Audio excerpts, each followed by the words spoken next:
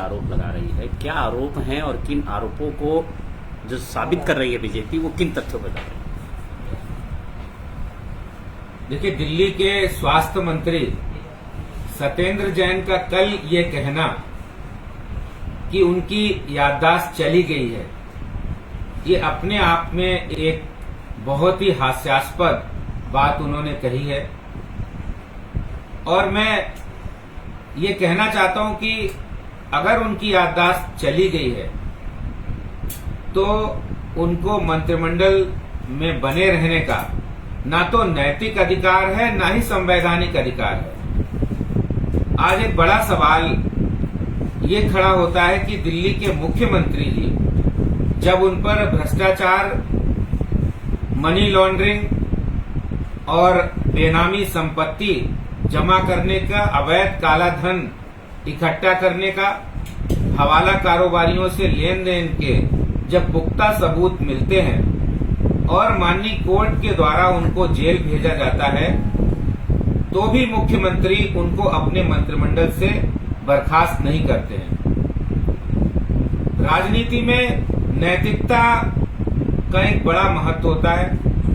अरविंद केजरीवाल स्वयं उसी नैतिकता की बात करते रहे हैं और वो यह भी कहते रहे हैं कि अगर कोई भी रिश्वत लेते हुए, कोई भी भ्रष्टाचार करते हुए कोई वीडियो ऑडियो भी आएगा तो हम उसके खिलाफ कार्रवाई करेंगे। लेकिन सत्येंद्र जैन के केस में ये बिल्कुल उलट हो जाते हैं। सत्येंद्र जैन के ऊपर जब ईडी के द्वारा भ्रष्टाचार के सबूत दिए जाते हैं और कोर्ट उनको जेल भेज देता है, तो भी वो मंत्रिमंडल से सत्येंद्र जैन को बर्खास्त नहीं करते हैं। अब जब स्वयं सत्येंद्र जैन ने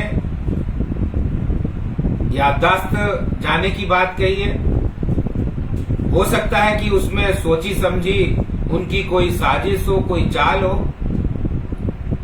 लेकिन आज एक बड़ा सवाल है कि अरविंद केजरीवाल जी की अब कौन सी मजबूरी है कि उनको मंत्रिमंडल में अभी भी बाइज्जत रखे हुए हैं। मैं आज केजरीवाल जी से फिर दोबारा से ये कहना चाहता हूं कि उनके ऊपर भ्रष्टाचार के सबूत मिले हैं। उन्होंने 16 करोड़ 39 लाख रुपए की मनी लॉन्ड्रिंग केस में वो दोषी पाए गए हैं, उनको जेल हो गई है। फिर कौन सी ऐसी मजबूरी है कि उनको अभी भी मंत्रिमंडल में रखे हुए हैं?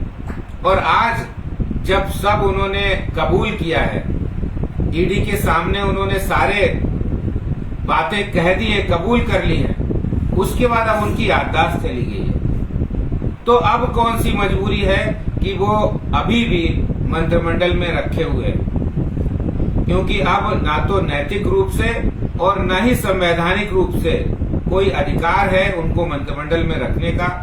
इसलिए आज मैं अरविंद केजरीवाल जी से पुनः ये मांग करता हूं कि सत्येंद्र जैन को मंत्रिमंडल से अविलंब बर्खास्त करे, तुरंत बर्खास्त करके नैतिकता का और संविधान की रक्षा करे। आदेश जी, एक कहा है कि कोरोना के बाद से उनकी याददाश्त चली गई है। कोरोना जब से उन्हें हुआ तो उस दौरान के बाद से तो काफी दिनों तक मंत्री भी बने रहे, कई काम भी किए, कई फाइलों में साइन किए, तो उसको लेकर के क्या कहें? आज एक बड़ा सवाल है, जब उन्होंने कहा कि कोरोना के बाद से उनकी याददाश्त चली गई, तो इसका अर्थ है कि कोरोना के बाद उन्होंने बहुत सारे अपने ऑफिस में फाइल को, सरकार के कार्यक्रमों को अंतिम रूप दिया होगा, उनके ऊपर साइन किए होंगे, उन पर भी सवालिया निशान खड़ा होता है। और ऐसे में अरविंद केजरीवाल ये जवाब दें, क्या अरविंद केजरीवाल ही उनको डिक्टेट कर रहे थे? अगर उनकी याददाश्त चली गई थी तो अरविंद केजरीवाल ही बैकडोर में रहकर सारे कामों का संचालन कर रहे थे। यानी भ्रष्टाचार जो हुआ है उसमें कहीं न कहीं उनकी भी लिप्तता नजर आ रही है।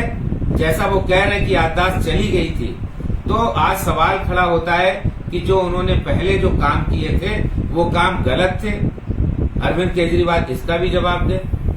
आदेश जी, अभी जो बाई इलेक्शन होना है असेंबली का, उसमें क्या लगता है कि आम आदमी पार्टी की ये छवि खराब होगी और इसी वजह से वो इनको बर्खास्त नहीं कर रहे सत्येंद्र जैन को?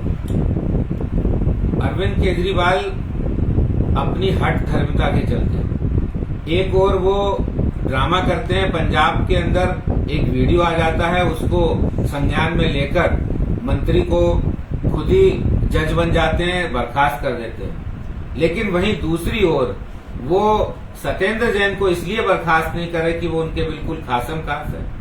अरविंद केजरीवाल, सत्येंद्र जैन एक ही सिक्के के दो पहलू हैं, इसलिए वो उनको बर्खास्त नहीं कर रहे। और निश्चित रूप से बर्खास्त वो इसलिए भी नहीं कर रहे हैं कि इस समय जो उपचुनाव है और उसके बाद उनकी जो उनकी इमेज है, जिस तरह से वो भ्रष्टाचार के आरोपों में घिरे हुए हैं, इसलिए वो सोच रहे कब तक उनको हम बचा ले, जब तक बचा ले तब तक बचा ले। लेकिन वो बचा नहीं पाएंगे, उन्हें एक न एक दिन इस्तीफा देना पड़ेगा, उन्हें बर्खास्त करना पड़ेगा।